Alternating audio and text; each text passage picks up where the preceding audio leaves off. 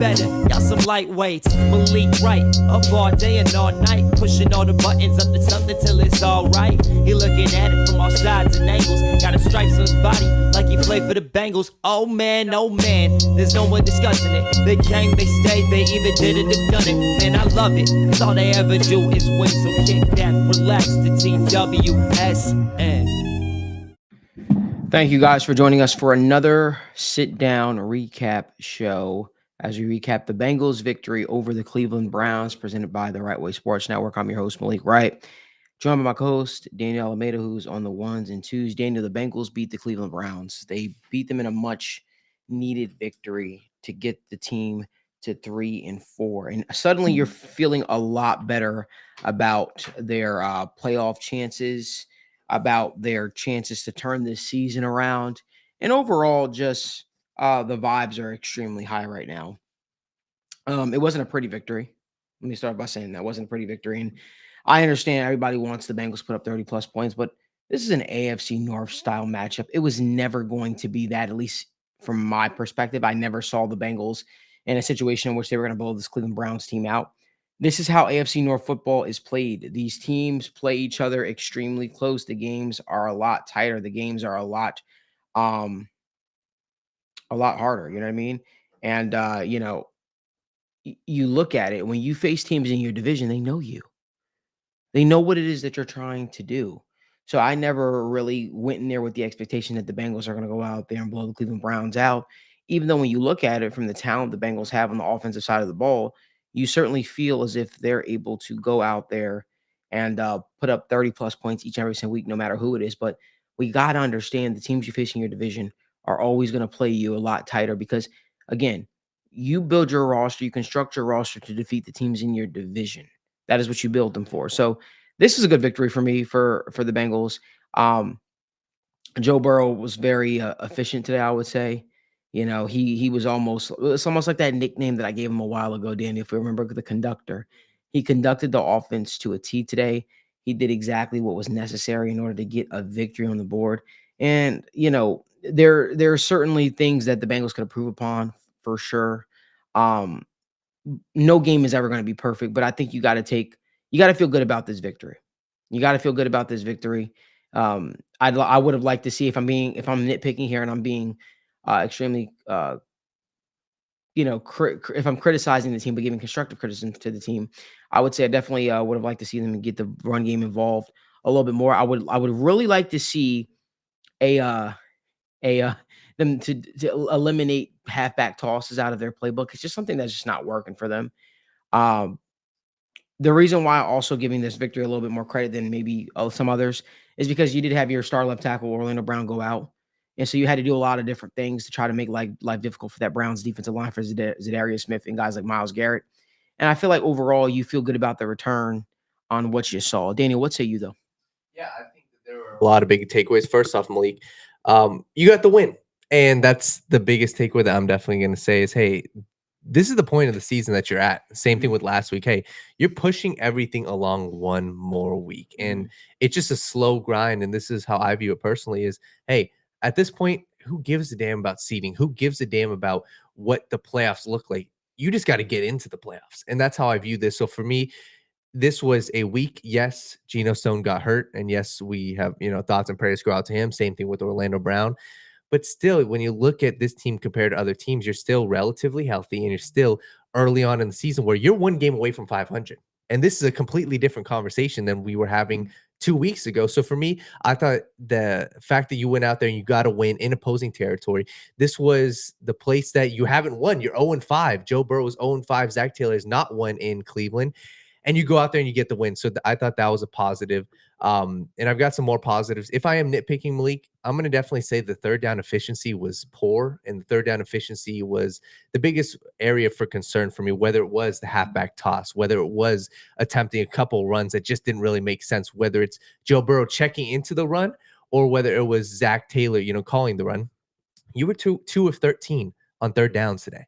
2 of 13 is not going to do it for you the rest of the season. And I don't think that's indicative of where this offense is either. But that's my biggest concern right now is, hey, this game could have looked a lot different if they were converting on third down. So when I look at the rest of the offense, shout out to T. Higgins. He has looked very, very good so far this year. Obviously, he's healthy right now, and he's just making big time plays. So he's been a consistent threat so far this year. He's looked good. And when it comes to the running game, Malik, I'm with you. And I think at this point, I don't know if it's going to change. And what I mean by that is this is a team, when you look at the rushing stats, they tend to pile on the rushes. You go look at the Carolina Panthers game. Go look at a couple games last year where the Joe Mixon game. And they tend to run the ball a lot more when they are up by 2 scores, but it never really seems to be a focal point in the beginning of the game. And I'm honestly, at some point, maybe it's okay. And maybe this team, Zach Taylor, that's his identity. Maybe he's not going to ever go and be a run heavy offense. But I think the biggest bright spot is Chase Brown is miles ahead of Zach Moss as a running back right now. Maybe not as a third down blocker, but he's providing some serious juice as a rusher. And I think that's one of the biggest positives is, hey, you went out and you drafted him in what, the 4th round, fourth, 5th round. And he's looking like a damn good running back. And he's looking like a running back to where he's a solid piece of this team. So shout out to Chase Brown, and then shout out to the defense. The defensive line looked much, much improved, especially on the running game standpoint. You look at Chris Jenkins, he showed even some serious juice in the pass rush today. Chris Jenkins, Joseph Asai made some big time plays in the rush. And last but not least, Malik, Trey Hendrickson. This dude is absurd. This dude, the Bengals, they need to pay him. And respectfully, he is a top 10 edge rusher. He is potentially creeping his way up into the top 5, and he just makes big time plays. So shout out to Trey Hendrickson. He single-handedly is really helping out this Bengals pass rush. And shout out to Lou Anarumo. A lot of times today, throwing Mike Hilton off on the edge and doing a lot of different things. So shout out to Lou Anarumo. I think that they had a very good game plan, and they did exactly what we said, Malik. Hey, let Deshaun Watson beat you. And the game plan was that. And obviously the Browns scored 14 points. It wasn't really 14 points. I don't really count the garbage time 2-minute. Obviously it counts on the stat sheet, but it's garbage time. This defense held their own, and for 2 straight weeks, they looked very, very, very impressive. For me, you talked a lot about Trey Hendrickson. First and foremost, I don't think he is on the brink of entering top 5. I think he's firmly in top 3, top 4 rushers in the NFL. A lot of these other guys have names behind it, but when you look at statistically speaking, since he's joined the Bengals, he's been up there with the Myles Garrett's, the TJ Watts, up there with the sack usage number. He almost led the league in sacks last season? I think it was last season. So I think it's one of those things where I feel like he's already entered into that. I think that it's I think it's a thing about showing. Just you gotta give them a little more respect, because I feel like they've definitely earned it. But I want to shout out a couple of players that I've been pretty hard on.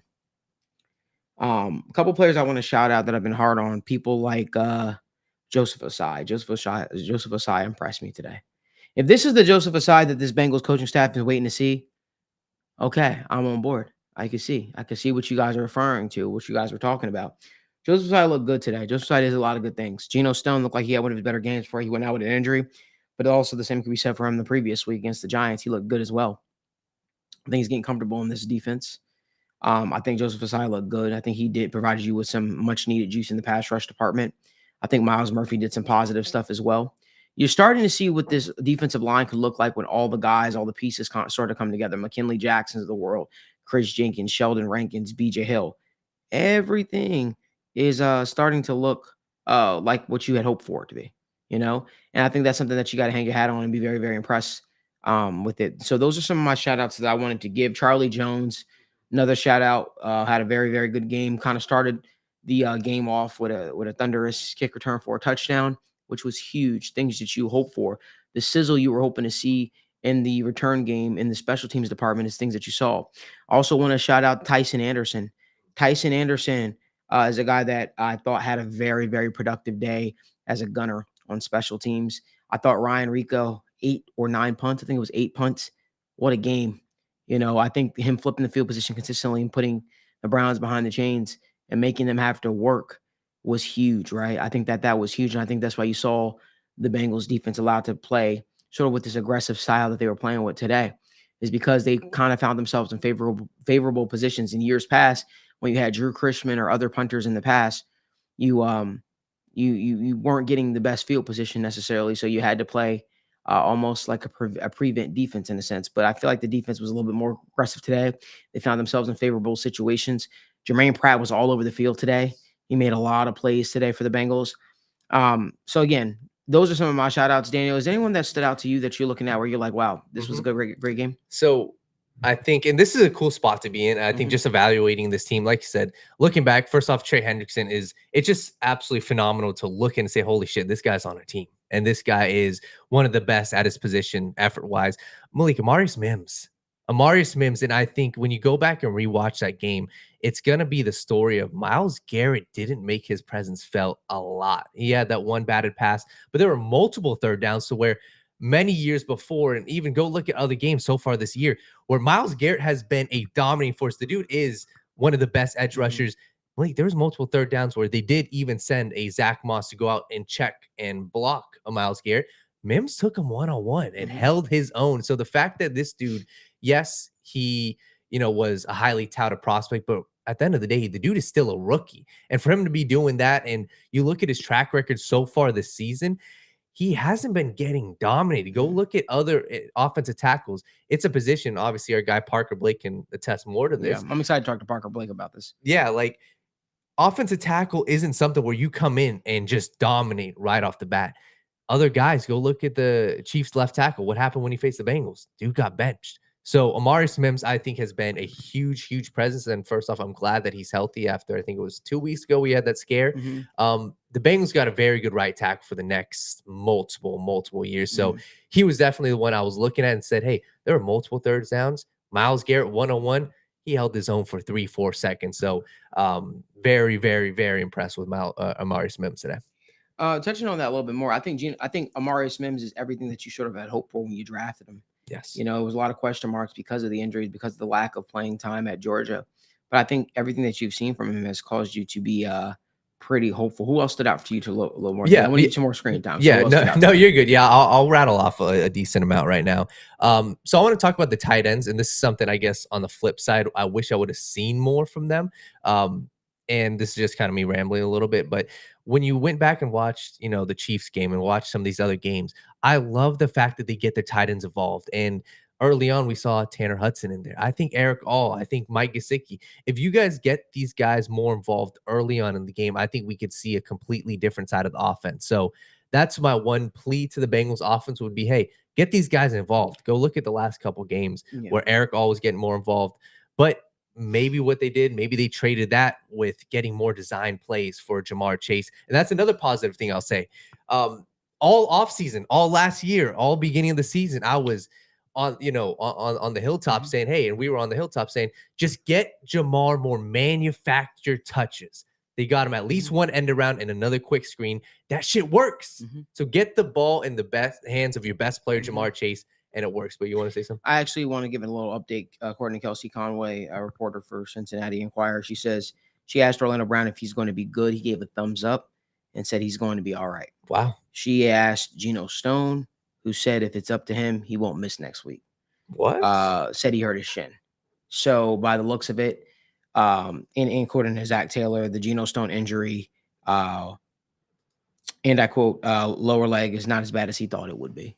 So it seems like the Bengals may have potentially, obviously, you still have the testings and stuff like that to go for him, but it seems like the Bengals may have escaped very scary injury that looked like potentially you could have lost Geno Stone for the full season. But it seems like the initial reaction is much more positive than we had thought going in. And that's huge. A guy like Geno Stone who's really started to come into his own, and he's really started to put it all together. He's been everything that you started to hope for he could potentially be when you went out there and you brought him in. If you guys could do us a favor, give this video a like, subscribe to the channel, turn on post notifications so you guys never miss when we go live or when we upload content. We have content going out every single day on this YouTube channel, which is dedicated to NFL, NBA, UFC, and of course, Cincinnati Bengals conversation and talk. Yeah, so that's big news. That's big news for the Bengals. I was more so nervous for obviously the long-term outlook on the Orlando Brown injury because, that's a guy that's been playing lights out. He's been playing like one of the best left tackles in football this season. And I think that he showed I think that I think he showed a lot of promise this season. I think you've been very, very you got to be very, very happy on their turns. I will say an area of concern that I do have though is the lack of usage of the tight ends in the game plan. I you know, and this is me again me nitpicking a little bit, but not getting Mike Gesicki, Eric Hall, those guys involved. Why a guy like Tanner McLaughlin gets more. I'm not Tanner McLaughlin. Tanner Hudson gets more. Burn is beside me.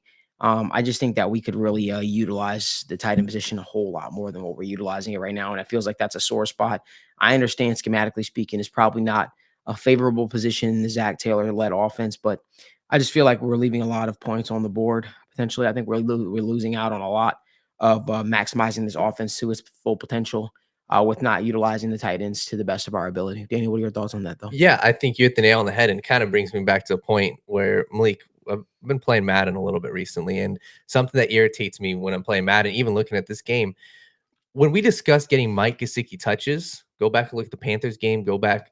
Those aren't the touches we want. Mm-hmm. Today, the little pass it was, that's not the touch that Mike Gesicki can turn into something big. That's not his main play style. His play style is what has worked well in the past with the Bengals, simply running the seam route. Hey, give me, if you got cover two and somebody's double teaming Jamar Chase, that seam route is going to be open. It may be a tough ball, but that's a mismatch you want in the red zone, one-on-one. Throw Gesicki down at the bottom of the screen, one-on-one. Maybe this wasn't the one you want to go because they got Denzel Ward, but that's the type of touches you want to see. And that's what I think is the frustrating part is Mike Gesicki, people can say right now, hey, the film that he's put out and the targets he's got in the past couple games, he hasn't looked like a good tight end.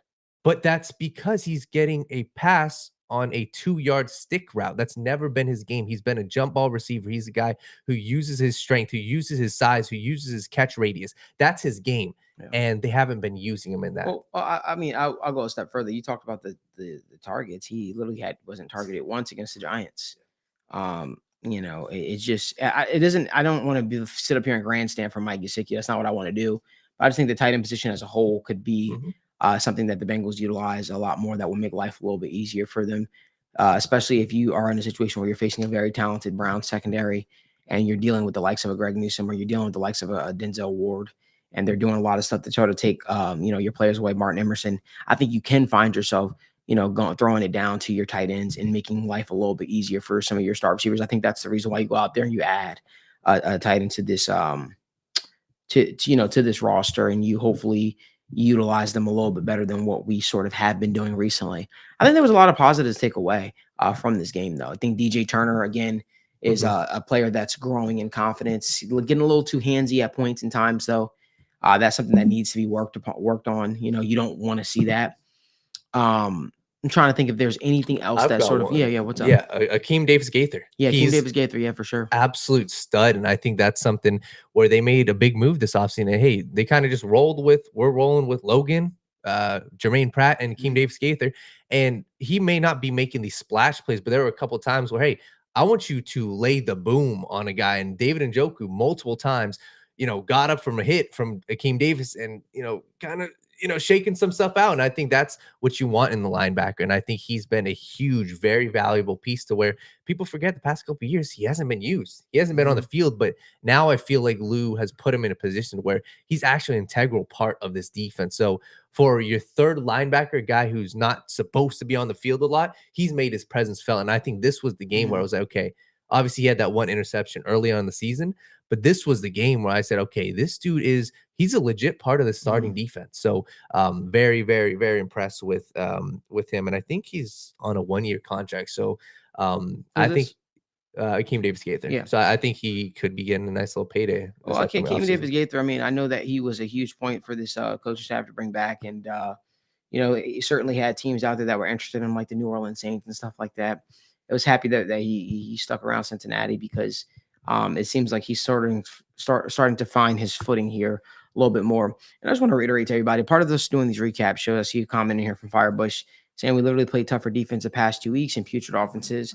It's the reason the script has been flipped. We won 3 of 4. Be happy. I am happy for this team, but I also want to just reiterate part of my job is to dissect the game, talk about the goods, the bad, the uglies, not just complain when, things are,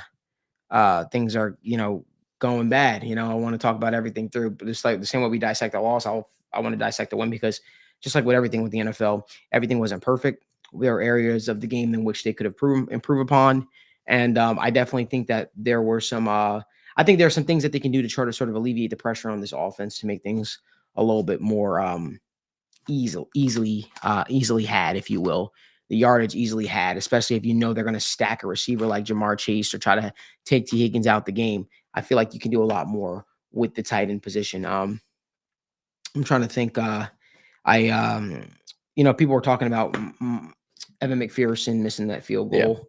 I know that's sort of been a interesting spot this year with the hold.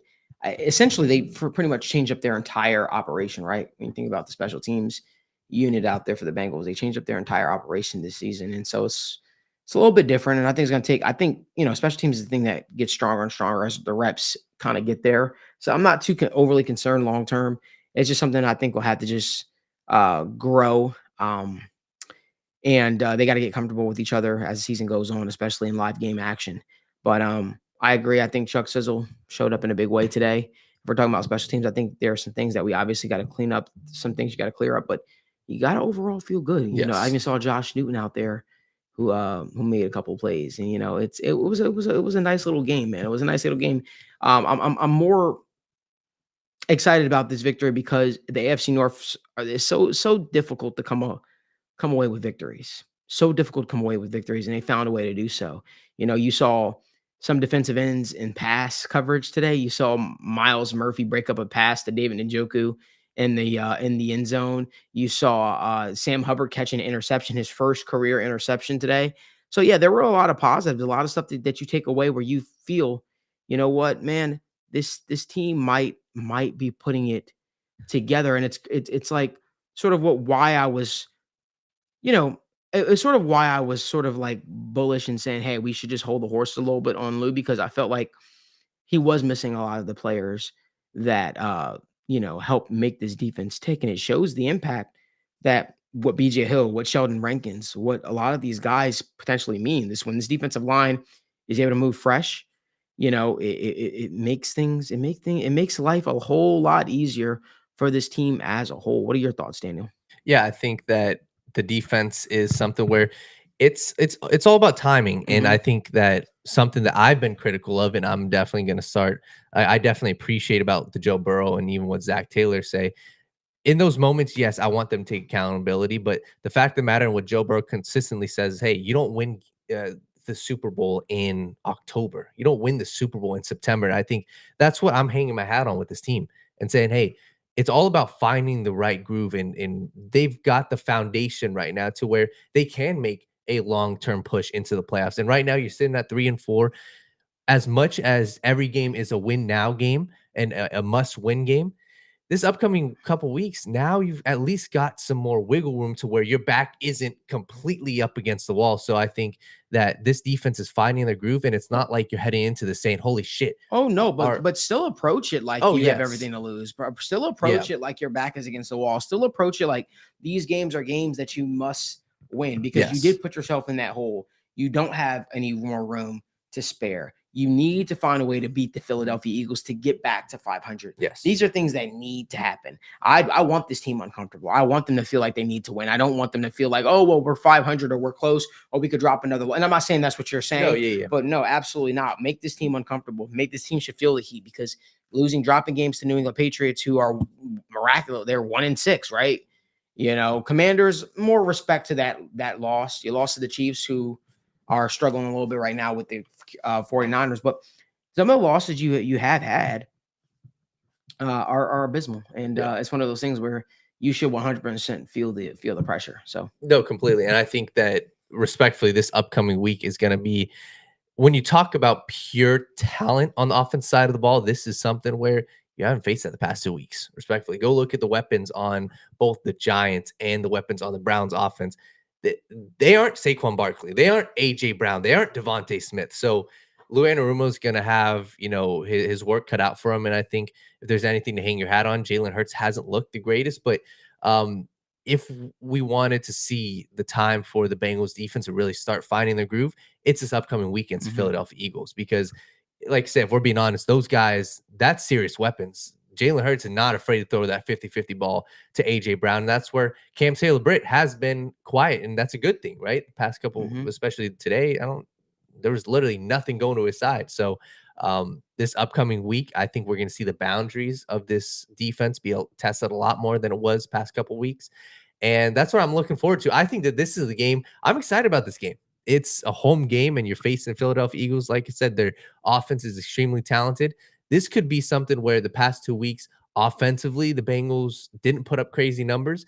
This could be a high-flying matchup. So I'm excited to see it all around. I think that this is the type of game that even like Joe Burrow rises to the occasion for. So all around, looking at this team, like I said, I saw another stat which was interesting. T. Higgins has out-targeted Jamar Chase over each of the past 4 weeks.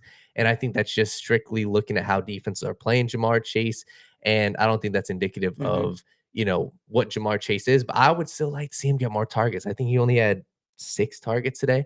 So maybe that's just the way that the Browns are playing cover 2 and double teaming him. But still, I think that we could do better than getting him 6 total touches on the day. Yeah, I think I agree with you. It's one of those things where I feel like they're sort of taking what the defenses are giving them right now. So if it's working, right? But Jamar Chase is definitely an explosive style receiver, and you want to give that guy as many opportunities as possible. You do feel good though, because this game, Bengals broke down a couple barriers. It's the first time the Bengals have beaten the Cleveland Browns in Lake Erie since 2017. It's the first time Zach Taylor and Joe Burrow era they've won up in Cleveland. It's the first time in a while that they've actually beaten Cleveland when it mattered. You know what I mean? So these are some of the victories you hang your hat on, and you say, you start to feel a little bit better about what this team could potentially be. So I think you look at the remainder of the season and you say, hey, most games that we have on the rest of our schedule, the remainder of our schedule, are going to be gritty. All right, we're going to have a try to find a way to win these games. The game against the Philadelphia, you don't want to find yourself in a back and forth. I actually think the Bengals defense matches up pretty favorable against the Philadelphia Eagles receiving core. You know what it is they're going to try to do. What I think that the focal point is, what they're going to try to make the emphasis on is Saquon Barkley. They're going to try to get that guy involved early and often on you.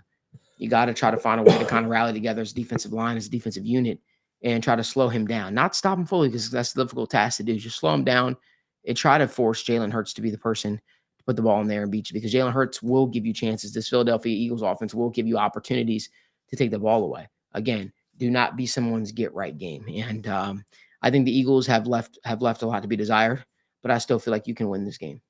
Yeah, no, I think so. And even something else, as much as I've hyped up Saquon, a lot of times this past couple of weeks, and obviously they haven't been healthy at the receivers, Saquon has not done so well in the first half. And I think that's a testament to how defenses are playing them. And I think that's how you got to be worried, not necessarily about how they play in the first half, but it's the second half. And it's the same thing where we saw this with Derrick Henry last year. We saw this with, obviously the overtime game with the Ravens versus the Bengals.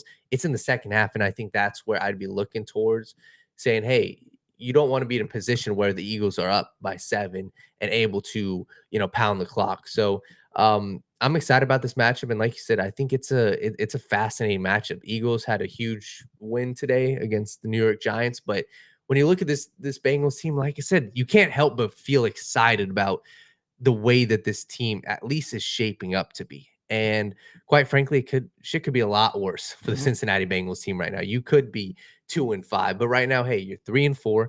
And as much as it sounds cliche, but the rest of the season is still in front of you.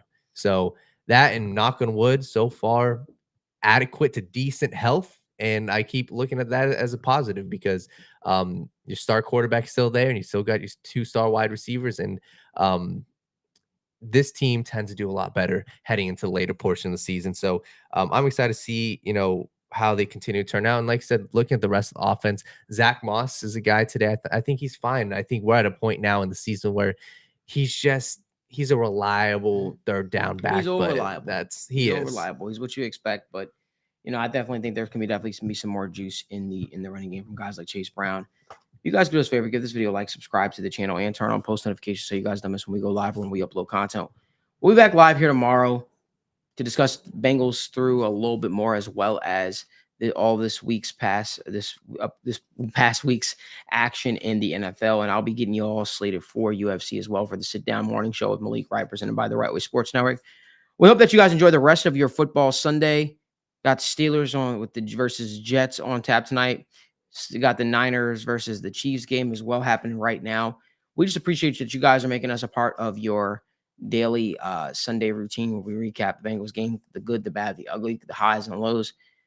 We hope that you guys join us back here tomorrow morning at 10 a.m. But until then, who dat? So kick that, relax, the TWSN.